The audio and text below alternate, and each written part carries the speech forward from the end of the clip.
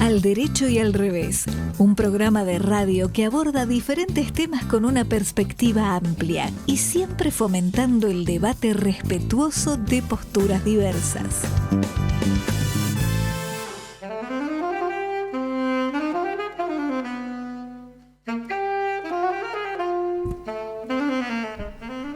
Buenas tardes, ¿cómo andan? ¿Qué tal? Programa número 443 de Al Derecho y al Revés. Estamos a uno del triple 4, Marta, ¿eh? Sí, bueno, y además rima, ¿no? El 443 del Derecho y del Revés. ¡Ay, qué lindo! Mirá, buenísimo, buenísimo. La importancia de las palabras, ¿no? Estábamos hablando hace un momento antes de ingresar acá al piso. Sin duda. La importancia de las palabras, cómo nos marcan, nos constituyen, nos alegran, nos entristecen. Y vos sabés que, mira, lo vamos a escuchar en la pausa, pero es muy cortito, ¿no? Dice Jorge Drexler en su tema justamente las palabras del nuevo disco: la gente pasa, pero las palabras quedan. Usemos las palabras para dar matices. Busquemos sutileza en el palabrerío.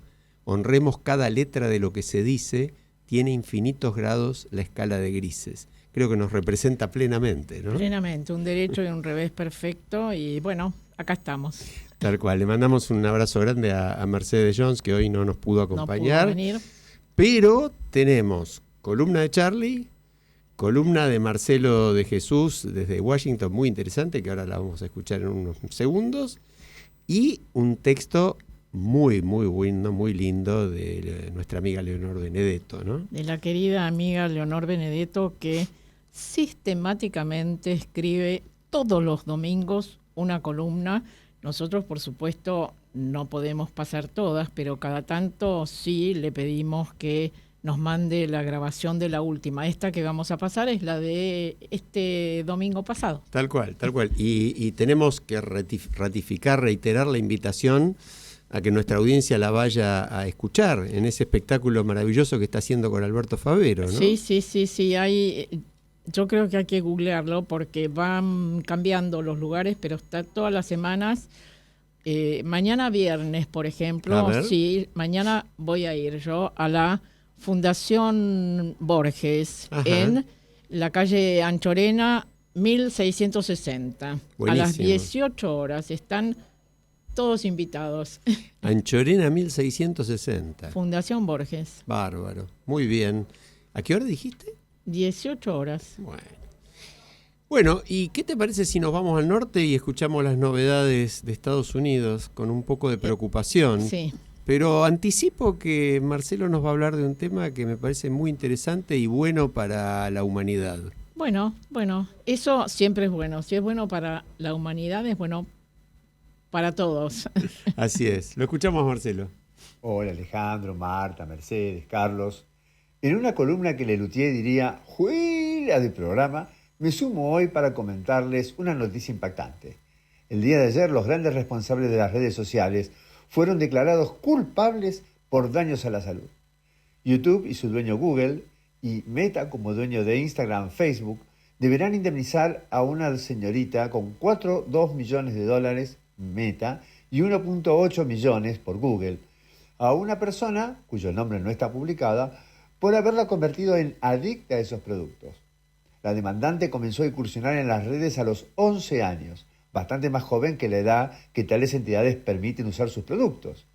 Sostuvo que los mismos son adictivos, porque la forma de exponer continuamente las visualizaciones y posts generaban que ella no pudiera desprenderse fácilmente.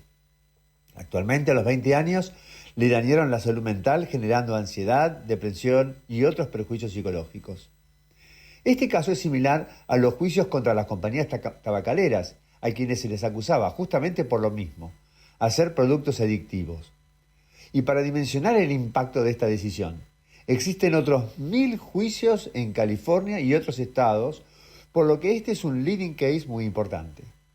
La defensa que generalmente hacen las entidades y que se hicieron en estos juicios es que existe una ley federal por la cual no se los puede demandar por el contenido que suben los usuarios. Esta ha sido hasta ahora la defensa más sólida. Pero en este caso el problema no era el contenido de cada post, sino la forma en que la empresa expone los contenidos, por lo que genera la necesidad de ver y ver, según se expuso en la demanda. Pero el juicio de California no ha sido la única mala noticia para estas empresas en el día de ayer. En el estado de Nuevo México, en una demanda iniciada por el Attorney General del estado, se declaró culpable a Meta por el ineficiente sistema de salvaguardias contra el abuso infantil que permite el abuso de menores por depredadores sexuales. En este caso, Meta deberá pagar $375 millones. Las decisiones pueden ser apeladas. Y ahora 2 noticias cortas sobre la guerra. En el frente interno, la gasolina llegó ya al promedio de $4, casi 6 en California. O sea, un 30% más que hace un mes.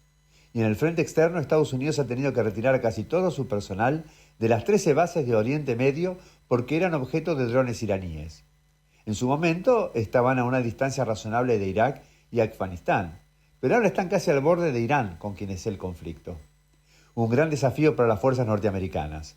Esperamos que las negociaciones con Irán resulten en algo productivo y pronto.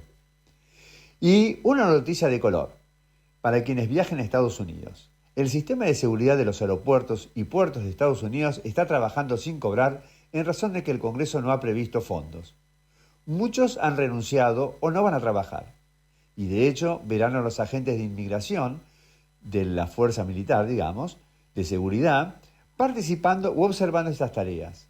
La conclusión es grandes demoras. Consulte entonces con su agente de viajes o aerolínea para evitar la pérdida de conexiones y tenga mucha precaución y anticipación en ir al aeropuerto.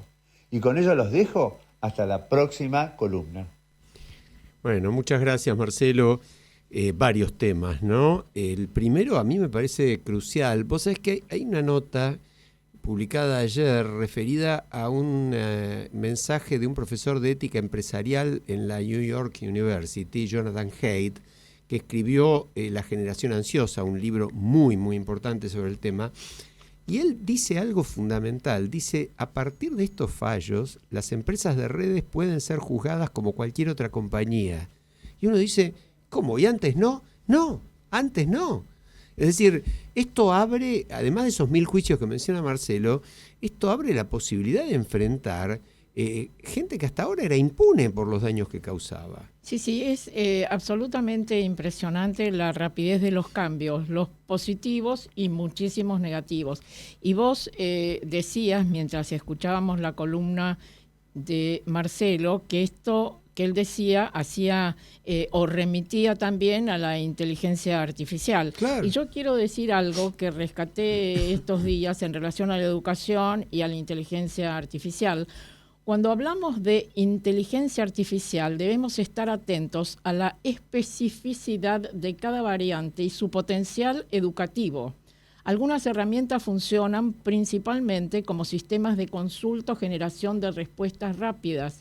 Otras, en cambio, permiten organizar procesos de aprendizaje más complejos. Y después sigue y dice, en otras palabras, el sistema educativo del siglo XX organizó la enseñanza. El del siglo XXI comienza a organizar el aprendizaje. Se tratará de formar personas capaces de interactuar críticamente con sistemas inteligentes, aprovechar su potencia para explorar problemas complejos y al mismo tiempo conservar la capacidad de comprender, analizar y crear conocimiento por sí mismas. Este desafío adquiere mayor relevancia en una sociedad donde la vida activa de las personas se aproxima cada vez más a los 100 años. Buenísimo, buenísimo. Yo lo que ahí agrego es, en cuanto al valor de este fallo, como no solo como precedente, sino que en esta sociedad, hace muchos años que ya se nos plantea, yo lo he planteado muchísimo con relación a la corrupción, una de las claves para conseguir cambios pasa por el dinero. Es decir, cuando no hay consecuencias económicas, hasta las penales son relativas, porque los poderosos siempre consiguen impunidad, porque en definitiva la famosa anécdota de un gran banco mundial pagando $3.000 millones como compensación por haber blanqueado 20.000 millones de los narcotraficantes. Entonces, ¿para qué sirve esa sanción?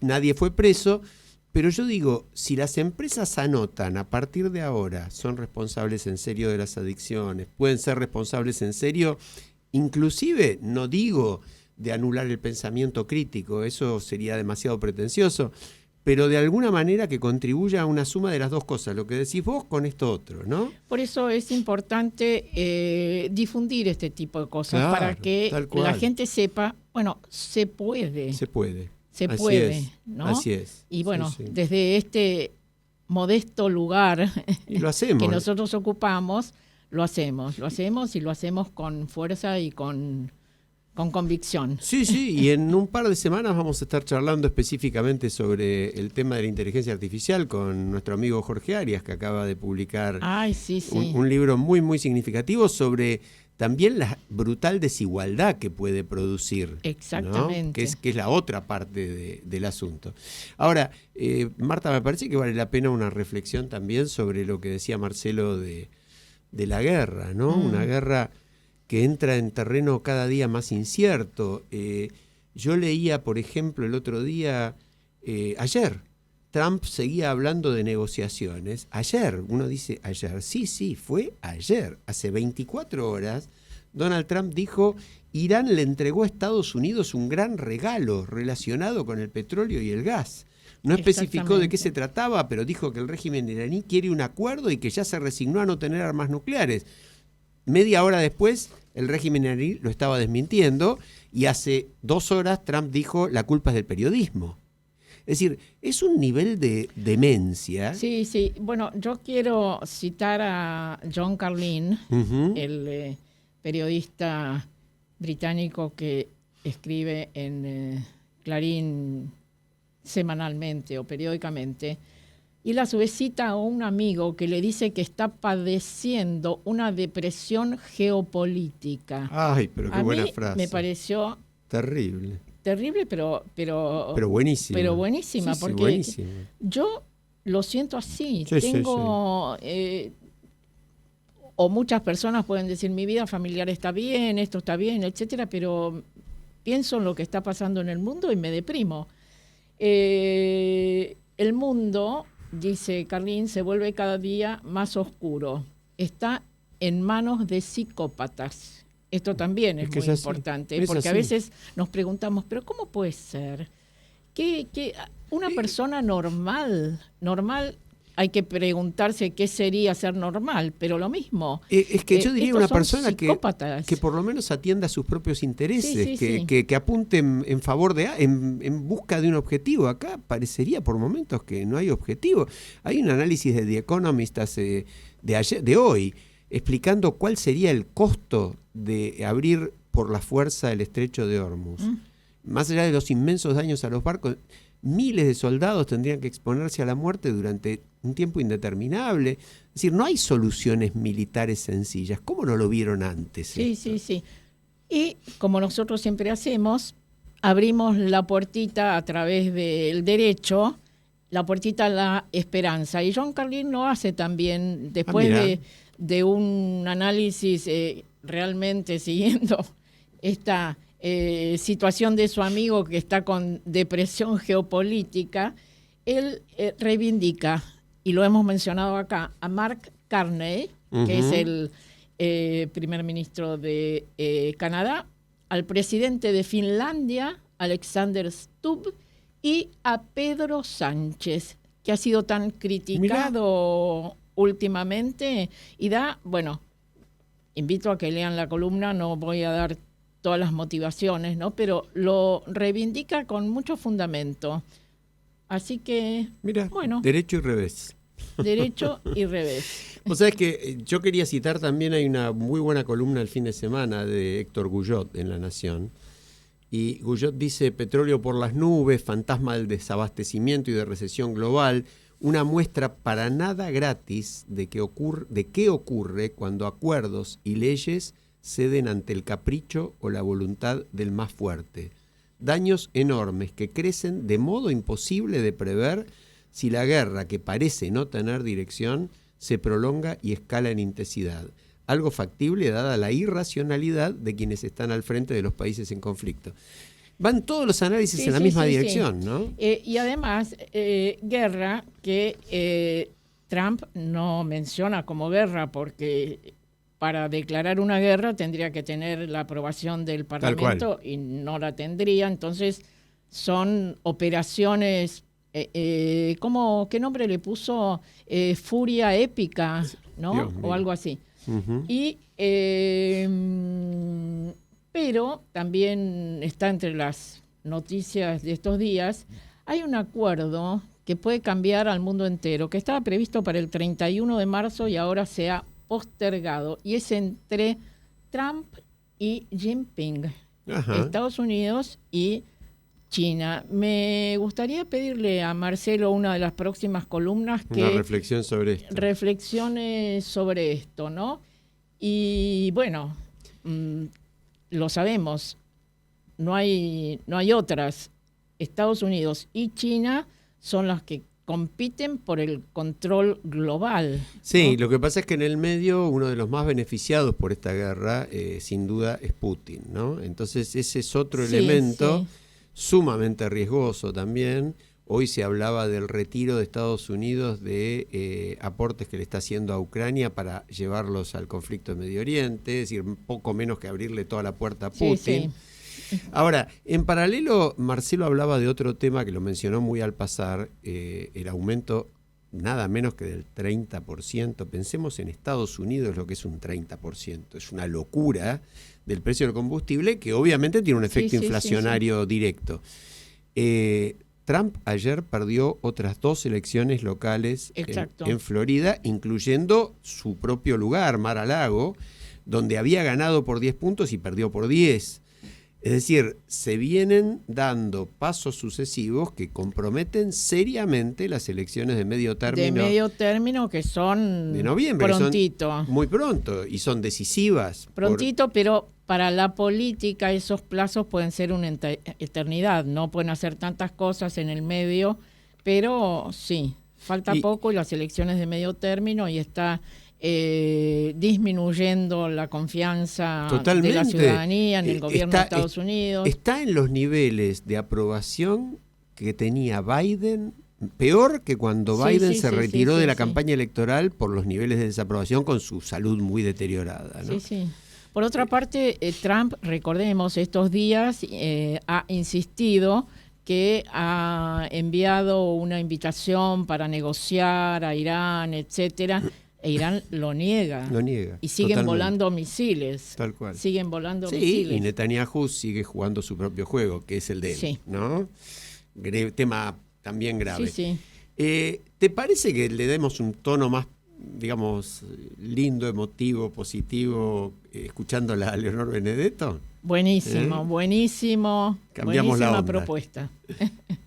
Cuando en la última entrega de los premios Oscar, Paul Thomas Anderson, ganador de los premios significativos de la noche y uno de los más interesantes directores cinematográficos de estos tiempos, trepó al estrado para los agradecimientos de rigor, hizo una novedosa y sentida mención a sus hijos, a los que quería pedir perdón, según dijo, porque deberían arreglar un mundo convulso, caótico y violento, tarea que nos hubiera correspondido cumplir a los que vinimos a este mundo con anterioridad. No pudimos, no quisimos o no supimos hacerlo.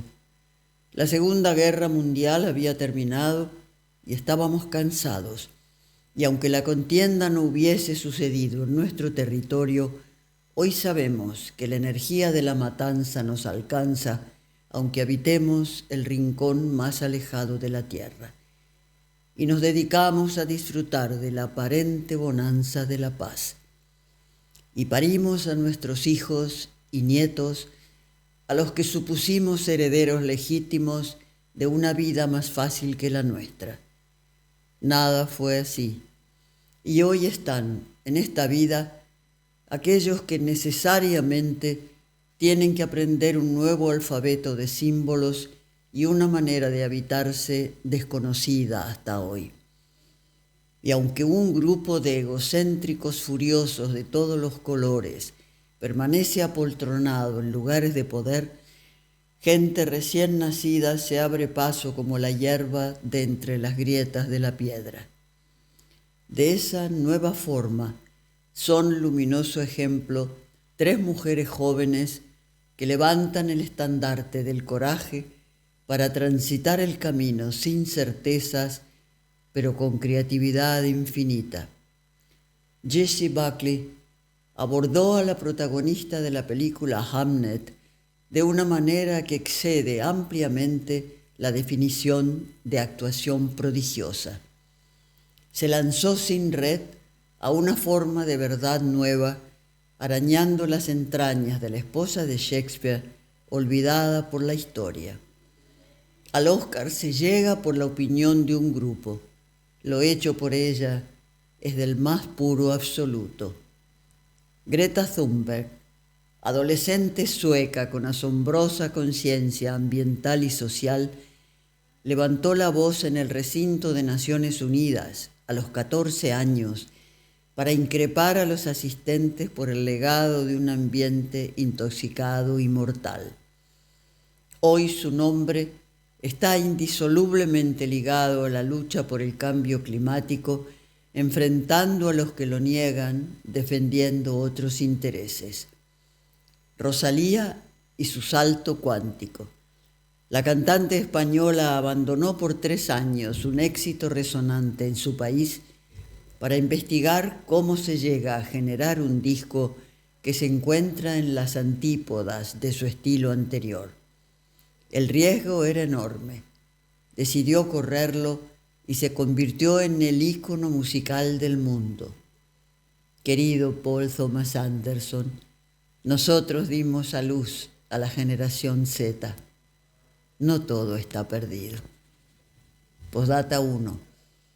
El último trabajo de Rosalía propone una laica espiritualidad. Se llama Lux. Postdata 2. Malala Yousafzai, pakistaní, obtuvo el Nobel de la Paz a los 17 años por proponer en su país educación para las niñas. Sobrevivió a un atentado y continúa su misión. Postdata 3. Jóvenes de todo el planeta trabajan hoy en causas humanitarias. A todos ellos debemos agradecimiento eterno. Postdata 4. Dedicado a todos los hombres y mujeres que han logrado transmitir a los jóvenes libertad de miras, solidaridad social y un compasivo corazón. Bueno, muchas gracias, Leonor. Unas reflexiones interesantísimas. Y yo agregaría que nosotros podemos mencionar a unos cuantos y unas cuantas argentinos y argentinas, ¿no? Que hacen lo mismo, con varios de ellos entrevistados en este programa. En este ¿no? programa, sí. Bueno, y además decir con orgullo, somos los que parimos a la generación Z, ¿no? Y esta generación Z está dando, sí, muy buenos exponentes, muy buenos ejemplos. Y acá Leonor menciona algunas mujeres, sobre todo también hombres, pero es más significativo el caso de las mujeres, desde siempre relegadas a un segundo lugar, ¿no? Bueno, vos viste además Hamnet y podés decirle algo a la audiencia sobre esta extraordinaria actuación de su protagonista, que mereció el Oscar, ¿no? Sí, acá estoy leyendo en parte de la nota de Leonor cuando habla de Jessie Buckley, que abordó a la protagonista de Hamnet. Es prodigiosa la actuación de esta mujer, pero además yo leí el libro también de Maggie O'Farrell, que me conmovió desde el principio hasta el final, porque nos cuenta la cotidianeidad de hace 500 años de una manera que lo vamos viendo, y finalmente en la película, que Maggie O'Farrell ha sido la guionista, terminamos de verlo con esta actuación fantástica de quien ganó el premio Nobel a la mejor actriz. Oscar, claro. Y además está allí, surge sin que se explicite con palabras rimbombantes, la fortaleza de esa mujer que sostuvo a la familia de Shakespeare, iba a decir de Hamlet, sostuvo a la familia de Shakespeare, le permitió a él que pudiera hacer todo lo que él hizo, lejos de la familia. Él viajaba a Londres. Sí, él estaba mucho tiempo afuera. Sí, estaba afuera.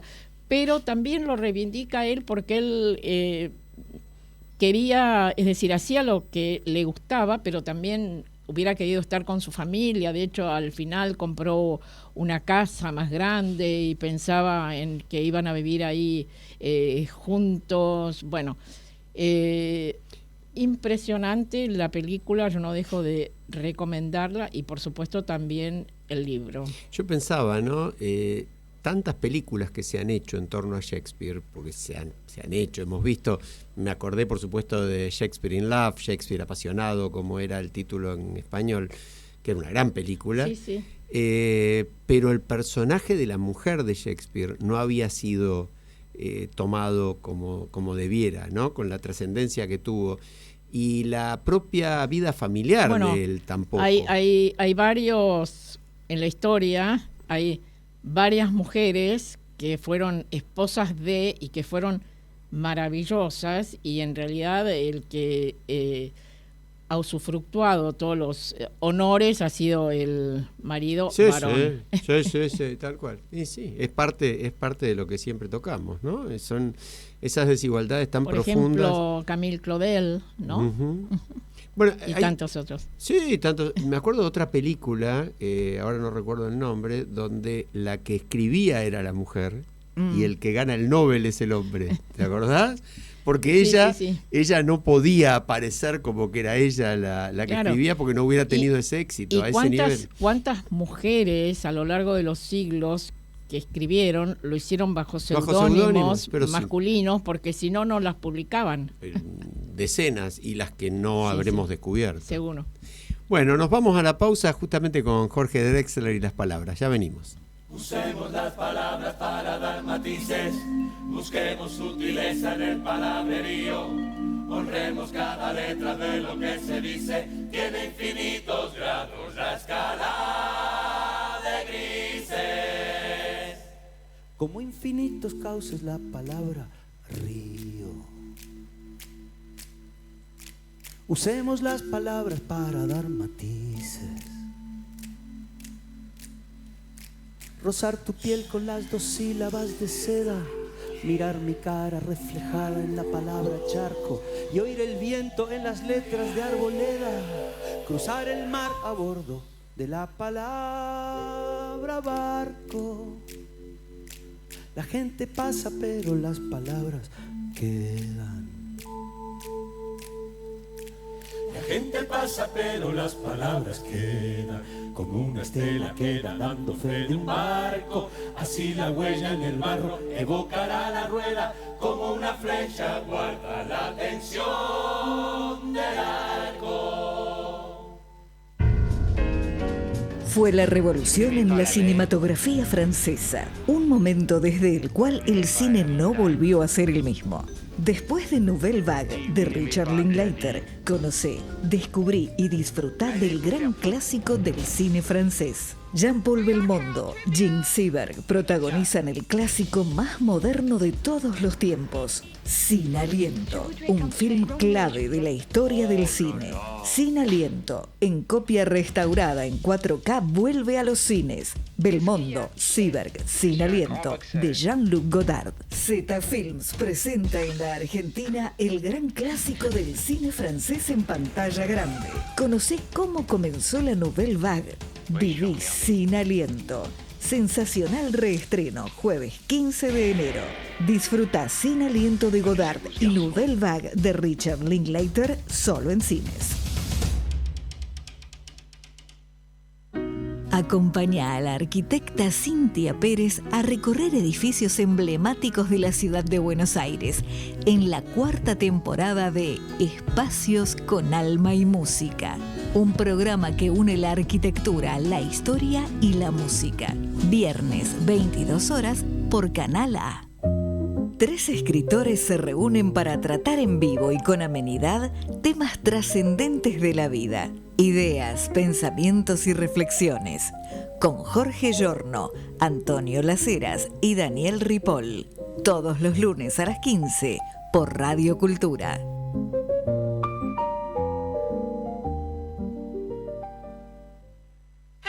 La voz secreta de la pintura, un espacio para compartir entre pinceles y colores la palabra de los artistas de ayer y de hoy, con la conducción de Cecilia Rabaudi, los jueves de 21 a 22 por Radio Cultura.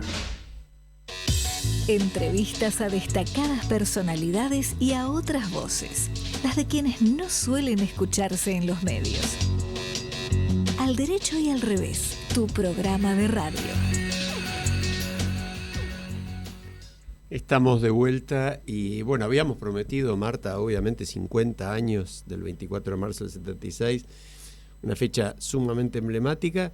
Mi sensación, dos días después, es que verdaderamente la sociedad argentina, con sus matices, con sus sesgos, con sus diferencias, pero claramente ratificó, ¿no?, un nunca más en serio ese horror y una reivindicación de la vida en democracia. Esa es mi sensación. Sí, a mí me impactó la cantidad de gente. Bueno, 50 años es un número enorme. 49 también es importante, 38 también y 52 también va a ser importante, pero tenemos la costumbre de en fechas que son redondas dedicarle más atención. De cualquier manera, yo creo que todavía no abordamos en profundidad lo que eso significó. Sigue siendo utilizado políticamente verdad. Hecho por un lado y por otro. Ahora después podemos mencionar las cosas que se dijeron estos días de un lado y de otro. Pero yo quiero hacer referencia a, no sé si lo viste, un video que está en YouTube y en Instagram. Es muy corto, es Alejandro Borenstein contando cómo fue esa noche del 24 de marzo del 76. Cada uno de nosotros, yo creo que podría contar esa noche. Todos sabemos qué estábamos haciendo en ese momento, ¿no? Pero contando esto de Alejandro Borenstein, el hijo de Tato, él dice que tenía 17 años, el 24 de marzo del 76, estaba acostado porque ya era tarde. Recordemos que el anuncio del golpe fue tarde, y Tato abrió la puerta y le dijo: ya está, ahora sí que estamos bien jodidos. Qué bárbaro, ¿no? Qué claridad en aquel momento, ¿no?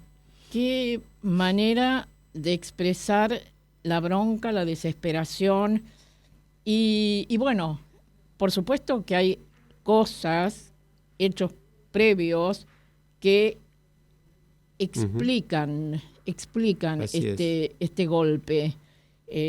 La AAA, los atentados de la guerrilla, explican, pero no justifican el terrorismo de Estado. En absoluto. Yo creo que vos ahí lo marcaste muy claro. Son dos cosas distintas. Es decir, creo que sí se reflejó, salvo algún lamentable intento del actual gobierno, pero muy minoritario y hasta te diría muy cuidado esta vez, se ratificó ese concepto que dijiste vos, el terrorismo de Estado, copar el Estado y hacer terrorismo desde ahí, es decir, asesinar, secuestrar, desaparecer, robar chicos, violar, todo eso desde el gobierno y como política de Estado, eso sí está repudiado en forma definitiva.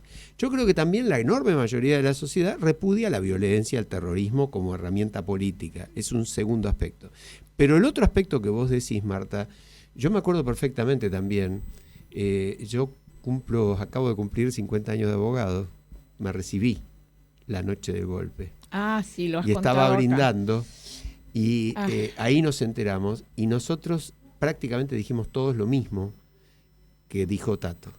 Es decir, sabiendo que era inevitable, porque se sentía hace días que era inevitable, sabiendo que no había manera de pararlo, sabiendo que la gente quería orden y quería terminar con el desquicio, y no solo eso, hay algo que dicen muy bien, por ejemplo, Pablo Gerchunov hace unos días en otro análisis, sabiendo que la situación económica era espantosa, porque no nos engañemos, si la situación económica es buena, estas cosas tampoco pasan. Era espantosa, el Rodrigazo, la inflación altísima, el desastre de la gente desesperada saliendo otra vez con las remarcaciones de precios, no otra vez, un poco por primera vez en esa escala, eso influyó mucho. Ahora, esas causas, la AAA, 1000 asesinatos de la AAA, sí. 1000. Y la nunca se guerrilla, hizo cargo el peronismo y la guerrilla también. Y la guerrilla también. Y la guerrilla también. Pero la AAA era también desde el gobierno, también era terrorismo de Estado. La presidenta que teníamos en ese momento, impresentable. Absolutamente, entonces, incapacitada por completo. Pero nada de eso justifica, nada justifica. Exacto. Yo recuerdo, sí, por supuesto, esa noche estábamos pendientes porque se sabía que algo se iba a decir y apareció este personaje siniestro de Videla y dijo lo que dijo. Y yo me puse a llorar desconsoladamente. Sí. Y mi marido, Osvaldo Sivak, me decía, no, Marta, tranquila, esto va, no te imagines cosas terribles. No, Osvaldo, yo le decía, Osvaldo, esto es terrible. Bueno, era terrible. Era terrible. Nadie imaginaba igual que iba a ser así de terrible. No, tal cual. No lo podíamos imaginar. Habíamos vivido dictaduras, sabíamos lo que eran las dictaduras, pero nunca imaginamos tal cual. Ahora, yo me preguntaba el otro día, leyendo las notas muy interesantes, por ejemplo, la de Pañi del fin de semana era muy interesante.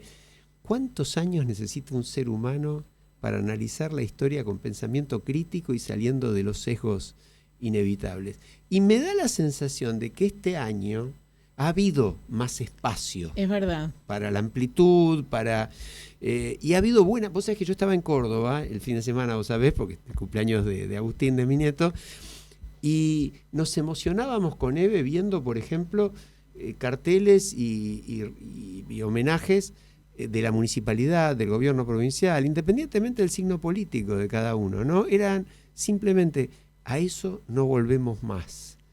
Y eso estaba muy bien. Después, como vos decís, los que quisieron apropiarse también de la memoria, los que desvirtuaron y separaron tanto a los argentinos, y hablo claramente del kirchnerismo durante tantos años, bueno, obviamente también aprovecharon para que alguien diga, este es el final de este gobierno, en el medio del 24 de marzo, horrores de eso, pero... Y yo quiero resaltar otra cosa importante.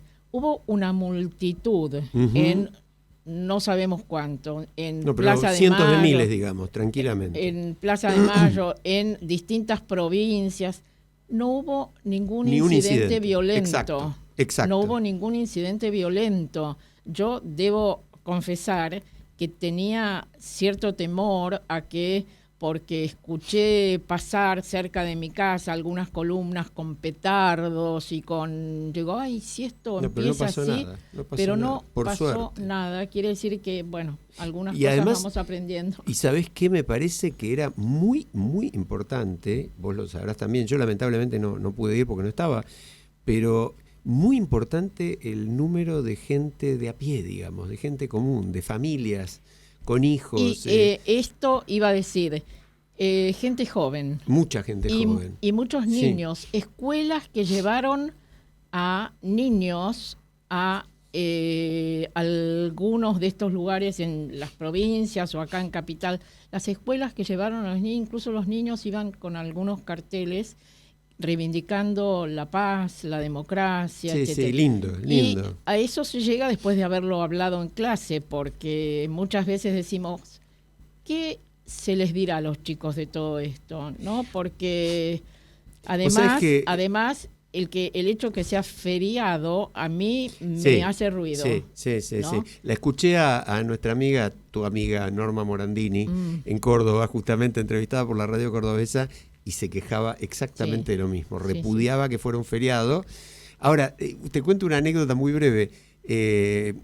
Una señora que escucha nuestro programa, amiga mía de muchísimos años, se llama Estela, le mando un beso, hoy me contaba que su nieta, de repente la madre, es decir, la hija de Estela, recibe un llamado del colegio y dice, ¿qué pasó? ¿Se portó mal? No, era la maestra para felicitarla por lo que la nieta de Estela había dicho sobre el 24 de marzo, porque la maestra les preguntó, ¿ustedes saben por qué fue feriado? Tengo piel de gallina. Mirá. Una nena de 11 años. Bueno, qué ¿no? bien, qué y bien. que dio una explicación que según la maestra fue genial y redonda, y que todos los demás compañeros, no es lo mismo que te lo diga la maestra que te lo diga una compañera. Sí, ¿no? Seguro. Yo creo que hay también de eso. Seguro, bueno. Así que eso es... Son cosas que deben servir para alentarnos a recorrer ese caminito que siempre decimos, hay un espacio para ir haciendo las cosas cada vez mejor, a pesar de todo lo malo que ocurre a nuestro alrededor. Yo quería hacer una muy rápida mención que seguro vos vas a compartir, al presidente Raúl Alfonsín y al equipo que diseñó la política de derechos humanos, que la idea de la CONADEP, la idea del juicio de las juntas. Hablo de Carlos Nino, hablo de Malamud Gotti, hablo de Martín Farrell, hablo de Genaro Carrió y tantos otros. Y tantos otros, sí. Pero creo que es justo mencionarlos. Sí. Charlie nos mandó un tema también muy importante y que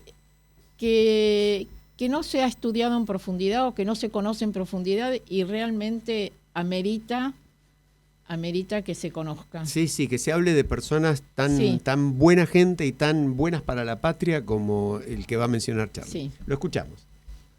Hola, ¿cómo están? Bueno, habiéndose cumplido 50 años del último golpe militar, me gustaría recordar a una persona que se distinguió por hacer, no sé cómo llamarlo, contraterrorismo de Estado, al desafiar y denunciar a sus propios compañeros militares mientras sembraban tortura y muerte. Me refiero al coronel Juan Jaime Cesio, un militar que se destacó por haber apoyado a organismos de derechos humanos durante la última dictadura y por ello fue perseguido y degradado.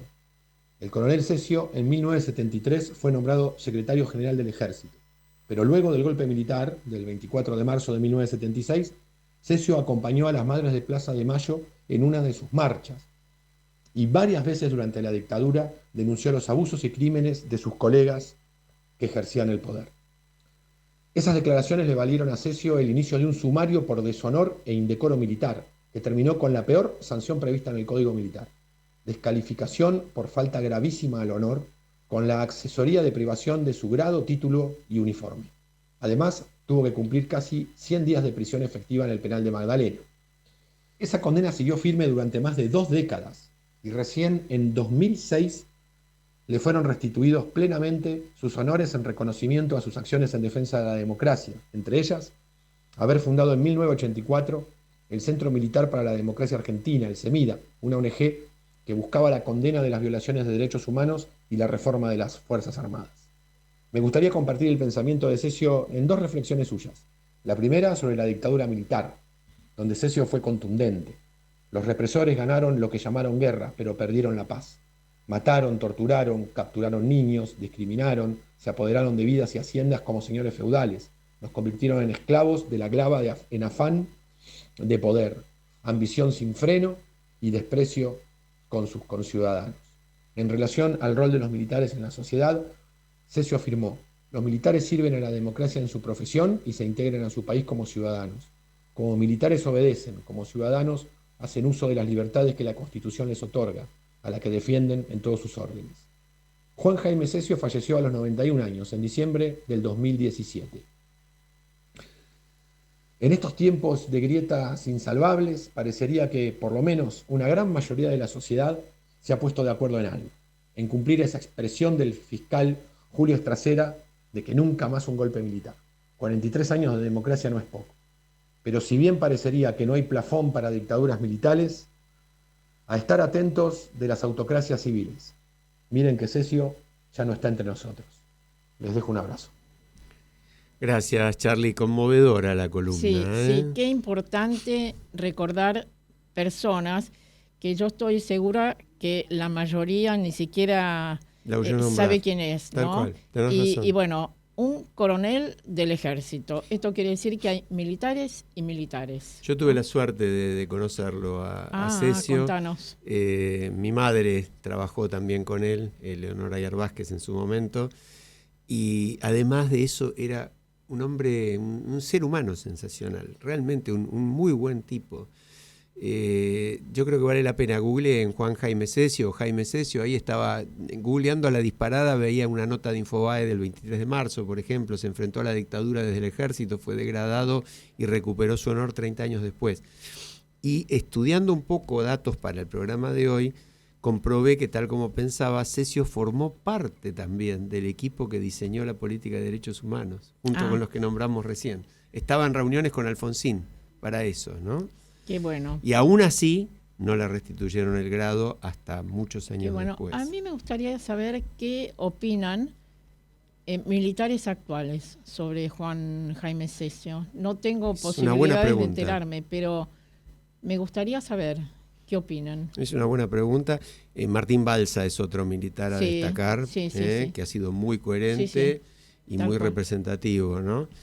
Pero bueno, lo que sí también, si pasamos de esto a la Argentina de hoy, yo diría cómo se horrorizaría Cesio viendo la liviandad con que se manejan las cuestiones de Estado, ¿no? Y siempre lo decimos, no hablamos de este gobierno solamente, ¿eh? No, hemos hablado largamente de los anteriores, pero cuando vos ves, Marta, que un jefe, vos tenés el librito hoy, como siempre, podés mostrárselo a nuestra audiencia como siempre, ahí está, siempre con nosotros. Cuando un jefe de gabinete le dice a los periodistas, yo de mi vida privada, que consiste en cuánta plata gasté, dónde la gasté, de dónde la saqué, no tengo nada que explicar, ¿no? Contanos, ¿quién es el jefe de gabinete? ¿Qué hace? Bueno, yo quiero decir que tengo varios ejemplares de la Constitución argentina, varios ejemplares de la Constitución de la ciudad, y hoy, buscando para traer el librito, me encontré que está ilustrado por Sabat. ¡Ay, mirá qué grande! Por Sabat, Hermenegildo Sabat. Después les voy a mostrar el dibujo que hace cuando introduce el capítulo sobre el Poder Judicial. Oh, pero ahora hagamos mención a el artículo 101,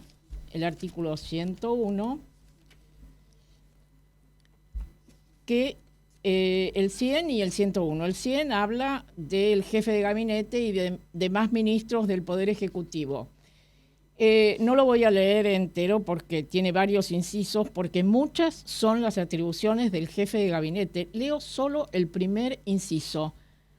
Al jefe de gabinete de ministros con responsabilidad política ante el Congreso de la Nación le corresponde ejercer la administración general del país. Ah, pará. ¿Se dan Léelo cuenta de vuelta, lee ese renglón de vuelta. Ejercer la administración general del país. Eso es lo que tendría que hacer este muchacho que se desloma, digamos, don Adorni. Por ejemplo, y el 101, sí lo voy a leer porque acá hay un claro incumplimiento de este artículo de la Constitución. El jefe de gabinete de ministros debe concurrir al Congreso al menos una vez por mes, alternativamente a cada una de sus cámaras, para informar de la marcha del gobierno sin perjuicio de lo dispuesto en el artículo 71.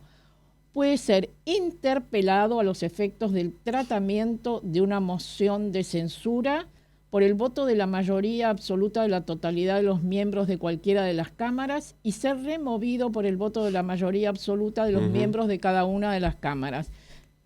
Pero, bueno, se destaca acá la obligación de rendir cuentas. Es decir, señoras, señores, acceso a la información. Debe facilitar información. Y además, este señor lo que dice es que él, en su vida privada, eso no... Pero pará, su vida privada es un pasaje que él dijo que sacó para la mujer de $5.000 en business a Nueva York, que no lo usó porque fue en el presidencial. Viajes ida y vuelta en jet privado a Punta del Este que valen $5 o $6.000 cada uno. Alguien puede decir, pero ¿y lo que hicieron antes? No, bueno, pero claro, siempre vamos por lo que hicieron antes, Pero acá yo creo que hay una reacción de la sociedad que le dice, usás varas distintas. Claro, Una tal cual. para medir a los demás, a los que te precedieron, y otra para medirte a vos mismo. Bueno, Esta reacción de la sociedad, porque en otro momento esto hubiera pasado más sí, desapercibido. Por suerte no ahora, pero además con esto de que se le exige lo mismo que él exigía a los gobiernos anteriores. Vos sabés que yo voy a agregar desde el revés una pequeña cuota de escepticismo en este sentido, ¿no? Esto lo dijo Paña ayer y yo lo comparto. ¿Sería igual la reacción de la gente si el consumo no estuviera tan bajo, si los sueldos no estuvieran abajo de la inflación, si no hubiera una baja sustancial de actividad?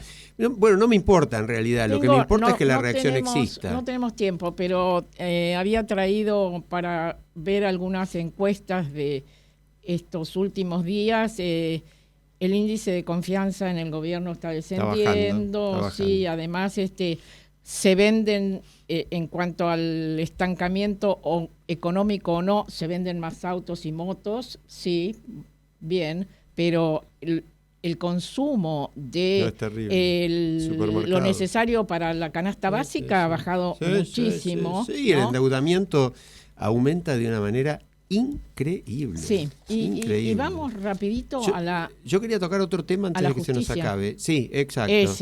Quería tocar eso porque hay algo que por ahí se lo explico en 2 palabras a nuestra audiencia. ¿Por qué esto es muy importante? Van a ver en los medios una noticia. La Corte Suprema propuso al Consejo de la Magistratura un procedimiento muy sencillo de explicar para que los concursos de jueces sean más transparentes. ¿Esto qué significa? Hasta ahora se rinde examen, sí. Hay antecedentes, sí. Se evalúa todo eso, sí. Pero existe lo que se llama la entrevista, entre comillas, que es una simple reunión de los candidatos a jueces con los miembros del Consejo, que básicamente servía para llevar arriba o hundir hacia abajo a los candidatos más amigos o menos amigos. Lo puedo explicar con un dibujo de Sabat. A ver. Cuando ingresa al capítulo del Poder Judicial. Dale. Todos sabemos que la imagen de la justicia es esa señora que vemos ahí con la balanza, ¿no? Poniendo cada cosa en su lugar y dando a cada uno lo suyo. Miren Sabat, cómo imagina la justicia. Sí, ahí se ve bien, Es decir, qué bárbaro. Es decir, ¿qué dirías vos de esto? Es una señora que yo diría que se vende al mejor postor, ¿no? Y básicamente todas esas líneas que tiene alrededor son los servicios de inteligencia, los poderes. Porque acá hay otro tema. Hay una creencia generalizada de que simplemente el gobierno de turno viene y designa a los jueces que quieren. Algo de cierto hay porque de los concursos salen ternas, es decir, 3 candidatos y el gobierno elige 1. Pero es muy difícil meter a alguien en la terna si se ajustara la cosa a los méritos. Por lo menos tendrían que ser todos tipos suficientemente capaces. Bueno, el cambio importante que propone la Corte es decir, terminamos con la entrevista no va a pesar más que en un porcentaje mínimo, todas las pautas de corrección de exámenes son objetivas, nunca se sabe el nombre de ningún candidato, es decir, hay anonimato total, y esto a todos se los tiene que tratar de la misma manera. Bueno, esta cosa tan elemental que uno dice, ¿cómo hasta ahora no era así? No, señor, hasta ahora no además, es así. Esto adquiere doble relevancia porque hay que designar 337 vacantes en la Justicia Nacional y Federal, lo que representa casi el 40% del sistema. Es tremendo. Es decir, hay un 40% del sistema judicial que está, no diría abandonado, porque se buscan otras soluciones, pero están vacantes. Marta, en eso hay una alerta también muy fuerte, ¿no? Lo hemos dicho ya en el programa, pero hay que recalcarlo. Estamos hablando de un nuevo ministro de Justicia, que es el que se encarga de esto y que ya, según leí, mandó los primeros 60 pliegos. Ese ministro de Justicia es parte de un sistema sumamente contaminado. Entonces, de por sí asumió y se puso a defender al gobierno como abogado, Es decir, una cosa insólita, el ministro de Justicia obviamente Sí. no es el abogado, Lo tenía ni de entre Adorni, mis notas para resaltarlo, claro, gracias. ni de los hermanos Milei en pesos libra, causa que, digámoslo, en el minuto que nos queda, se está complicando cada vez más, porque la información que está saliendo del teléfono de Mauricio Novelli es cada vez más grave. Pero bueno, es de esperar que la conducta del ministro, o es de esperar, no sé si es de esperar, pero es de desear que se ajuste un poco a las mismas pautas que plantea la Corte. Es decir, mérito, reconocimiento de trayectoria y basta de designar a los amigos. No puede ser que esto se siga manejando así. Son años en que se maneja así. Ay, yo tenía una notita, como dice Marcelo, de color, si me dejas. Mira, hay un ranking mundial de la felicidad que se elabora, ¿viste? Hace años. Sí, que en una época fue... Y Marita Carballo escribió bastante sobre ese tema. Escribió, porque es de Oxford, es un ranking muy serio, las encuestas las hace Gallup. Y era, uno de los países era Bahrein. Y bueno, cuando leemos las noticias en relación a la guerra y qué está ocurriendo en Bahrein, decimos, ¿qué estará pasando con la felicidad? Claro. Bueno, pero fíjate lo interesante. Finlandia es primero hace muchos años, los bálticos están siempre ahí arriba. Pero el dato es que Costa Rica, Israel en guerra y México, país, el narcotráfico, qué sé yo, están entre los 15 primeros. Y rescatan el tema de los lazos familiares. Rescatan los lazos familiares y Estados Unidos está a 23, Brasil 32, España 41, Argentina 44, dentro de 147 países. Tampoco está tan mal, pero da para charlarlo, ¿no? Tema interesante. Sí. Bueno, lo haremos seguramente en próximos programas. Sí, y yo tenía otro datito de color, no sé si viste una nota extensa escrita por Axel Kicillof en Clarín sobre Adam Smith, que dice liberal, nunca libertario. Y Clarín dice que es la primera de notas que van a seguir saliendo para homenajear el 250 aniversario de la obra del economista Adam Smith. Buah. Qué tema, ¿no? Temazo. Lo dejamos ahí. Un abrazo para todos. Nos vemos la semana que viene. Nos vamos.